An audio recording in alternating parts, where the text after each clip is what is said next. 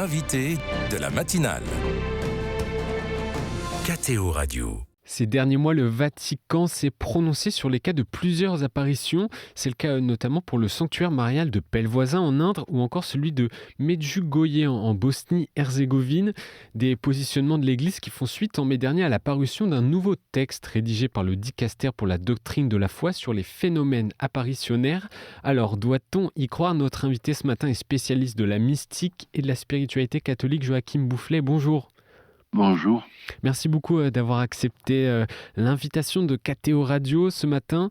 Vous êtes historien également. En un mot, et parce que votre positionnement par rapport à ce sujet est intéressant, en quoi consiste votre travail d'historien sur le sujet des phénomènes surnaturels ? Le travail consiste simplement à vérifier la réalité des faits allégués. Donc vous ne vous positionnez pas forcément sur la véracité de ces phénomènes. Pas du tout, pas nécessairement, mais enfin quand je vois des aspects négatifs qui me paraissent évidents, je me positionne. Alors, je l'ai dit en introduction, le dicaster pour la doctrine de la foi a publié un texte qui clarifie les normes en vigueur. Pouvez-vous nous résumer le nouveau contenu de ce texte ? Le nouveau contenu de ce texte, d'abord, une chose extrêmement importante, il remet l'évêque dans son rôle d'enquêteur décisionnaire. Ça, c'est très important. Parce que très souvent, les apparitions étaient traitées par toutes sortes de personnes qui étaient peut-être des théologiens, n'importe quoi, mais indépendamment, je dirais, et même quelquefois en conflit avec l'évêque du lieu. Oui. Alors que c'est l'évêque seul qui a un pouvoir d'enquête et éventuellement de jugement. Alors ça, c'est la première chose. La deuxième chose, c'est qu'on n'est plus obligé de croire aux apparitions, entre guillemets, on n'a jamais été obligé, mais les dernières formules étaient « la Vierge est réellement apparue », etc. On n'utilise plus du tout ces formules. D'abord parce que c'est complètement libre, on peut très bien ne pas croire aux apparitions de Lourdes ou de la Salette sans être pour autant en dehors de l'Église ou pécheur. Donc déjà, on n'est plus tenu d'y croire et ça c'est bien spécifié également. Et enfin, je crois que la plus grande innovation, c'est, je dirais, une gradation des degrés de crédibilité. Il y en a 6, et ça va, je dirais, en partant du négatif, il n'est pas possible d'adhérer, jusqu'au plus positif, tout est bon, la doctrine, la pastorale et le comportement des voyants. Comment jugez-vous cette actualisation? C'était nécessaire ? C'était plus que nécessaire. Parce que les dernières normes dataient de 1978, qui nous ramènent quand même pas mal en arrière. Et en plus, elles étaient encore trop générales. Or, depuis, je dirais, l'étude des apparitions a pris une telle ampleur dans certains milieux qu'il fallait aller, je dirais, point par point sur chaque aspect de la question. Vous pensez à quel milieu, notamment ? Tous les milieux, ce que j'appelle les milieux apparitionnistes. D'accord, oui. Qui courent d'un lieu à l'autre, qui attendent un message sur l'autre, voire des prophéties, etc. Alors, dans le cas des apparitions mariales de Medjugorje, comme celle de Pelvoisin, d'ailleurs, le Vatican a prononcé un nihil obstat. Ça veut dire rien ne s'y oppose. Donc, on peut comprendre que ce n'est pas une reconnaissance complète. Ah non, absolument pas. La reconnaissance appartient in fine au pape, s'il le décide. Ce qui le remet également dans son rôle de pasteur suprême. Et donc là, ça n'a pas été le cas pour ces deux sanctuaires. Non, pour rien. Oui. Encore pour aucune apparition qui a bénéficié, je dirais, du nihil obstat de la congrégation. Non. Et vous l'avez précisé, ça a été l'une des précisions du dicaster pour la doctrine de la foi. Nul n'est obligé d'y croire. Mais absolument pas. Qu'est-ce que ça veut Euh, dire? Est-ce que vous pouvez nous préciser ce ben, point? Ça veut dire que les apparitions de la Vierge ne font pas partie de la révélation. Elles ne font pas partie du corps de la révélation publique. Et donc, on n'est absolument pas tenu d'y croire. Hmm. On est parfaitement libre de ce côté. Hmm. Et néanmoins, Joachim Boufflet, quel est le lien alors entre ces phénomènes et la foi chrétienne?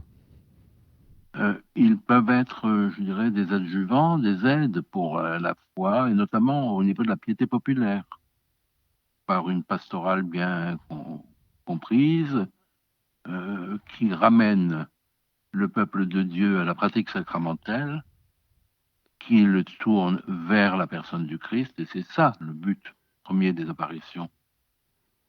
Ramener les fidèles vers le Christ. Hmm. La Sainte Vierge n'apparaît pas pour dire voilà, je suis là et puis venez à moi. Si elle le dit, c'est venez à moi pour que je vous tourne vers mon Fils, pour que je vous conduise vers mon Fils. Hmm. Néanmoins, ces phénomènes sont souvent suivis d'une ferveur populaire forte, avec Oui, de bien nombreux sûr. pèlerins qui se rendent sur les lieux des apparitions, par exemple. Ah, mais c'est très bien. À partir du moment où c'est pris en charge pastoralement, c'est parfait. Hmm. La piété populaire est quelque chose de très important dans la vie de l'Église. C'est ce que vous disiez, il faut que ce soit encadré, et d'où l'importance du rôle de l'évêque. Mais bien sûr, Ouais. On, absolument. on comprend le lien. J'avais une question, Joachim Boufflet. Pourquoi dans ces cas d'apparition, cela concerne souvent la Vierge Marie? Est-ce qu'il y a une explication? Oui, il y a plusieurs explications. D'abord, elle est celle qui est la plus proche, la créature la plus proche de Dieu et donc de son Fils. Elle le connaît. Elle est également notre mère. Elle est la mère de l'Église. Elle est la mère de l'humanité. Donc, elle nous connaît. Donc, il n'y a pas quelqu'un de mieux placé, si je puis dire, pour faire la relation entre le Christ et nous. Et comment vous expliquez, Joachim Boufflet, que ces phénomènes rencontrent un tel succès et deviennent parfois le cœur d'une certaine piété populaire? Alors, C'est le cas en Bosnie-Herzégovine, hein, on se rend compte que... oui, il faudrait simplement préciser pour Medjugorje que c'est la pastorale qui a bénéficié d'un niquelobstat total, alors qu'il y a des réserves sur les messages, sur certains messages et sur les voyants. Ça, on ne le dit pas assez. Et qu'est-ce que ça change? Rien au niveau pastoral, sauf que il faut se tourner davantage vers l'objet même de la pastorale, c'est-à-dire la vie sacramentelle. Hmm. Et moins sur l'apparition. Moins sur l'apparition et moins sur les messages. Hmm. Et sur le fait qu'il y ait une vraie piété populaire aujourd'hui autour de ces apparitions, qu'est-ce que Oui, qu'est-ce que vous en je pensez? crois que ça répond à un besoin profond du peuple de Dieu. D'abord parce que la piété populaire s'accompagne de signes, de sacrements, les sacrements sont des signes, et d'autres signes, les pèlerinages, la ferveur, quelquefois des actes pénitentiels comme à Fatima, etc. Et ça, on a besoin de signes que la théologie ne nous donne pas, évidemment, elle n'est pas faite pour ça, et qu'on ne trouve pas nécessairement dans les célébrations liturgiques, et De- encore moins dans les sacrements. ouais. Depuis que vous travaillez en tant qu'historien, je le rappelle, sur ces phénomènes d'apparition, comment leur perception a-t-elle évolué? Qu'est-ce que vous avez constaté sur cette évolution?